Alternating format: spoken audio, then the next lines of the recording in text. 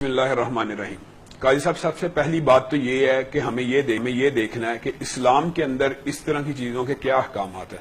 جو انبیاء جتنے بھی آئے ہیں وہ مخلوق کو مخلوق کی عبادت سے نکال کر خالق کی عبادت کی طرف لے کے جانے کے لیے آئے ہیں۔ اگر مخلوق نے انسانوں نے انسان ہی کی عبادت کرنی تھی تو انبیاء بھیجنے کا مقصد کوئی نہیں۔ سارے انبیاء کا ایک ہی دعویٰ، ایک ہی نعرہ، ایک ہی نظریہ، ایک ہی تبلیغ کا موٹو تھا کہ ایک اللہ کی طرف رجوع کرو۔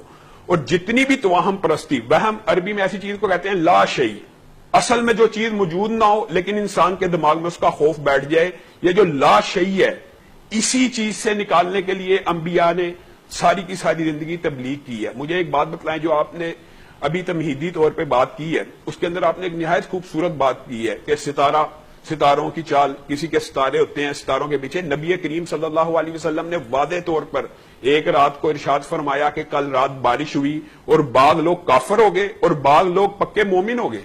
صرف ایک بارش سے کیسے؟ نبی کریم صلی اللہ علیہ وسلم پوچھا گیا یہ کیسے ہوا؟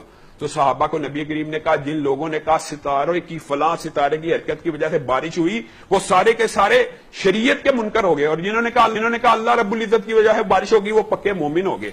اگر جمیع افعال کائنات کا خالق مالک اللہ کو ماننا ہے تو یہ توہم پرستی، اس کی اسلام میں تو سرے سے کوئی گنجائش موجود نہیں۔ جیسے کہ علامہ صاحب اور کشمالہ بہن یہاں پہ کہہ رہی ہیں، جو شخص شریعت سے دور ہو، نمازیں نہ پڑھتا ہو، نہاتا نہ ہو، صفائی کا خیال نہ رکھتا ہو، وہ کیسے ولی ہو سکتا ہے؟ اور یہ ایک مسلمہ قانون ضابطہ یاد کر لینا چاہیے سامعین کو بھی اور ہم سب کو، کہ جو ہوا میں اڑے، آگ پہ چلے، پانی پہ چلنے کا دعویٰ کرے، وہ ولی اللہ نہیں ہو سکتا، وہ کاہن، جادوگر، شیطان تو ہو سکتا ہے۔ اور میں جزوی سے اختلاف کروں گا، بالکل ٹھیک بات علامہ صاحب نے کی ہے کہ تعویذ کا کنسپٹ اگرچہ اسلام میں موجود ہے لیکن اس طرح موجود نہیں ہے کہ مخلوق کے پاس جانا ہے۔ اس کے بھی طریقے اللہ رب العزت نے قرآن حمید میں ارشاد فرما دیا کہ قل اعوذ برب الفلق، چاروں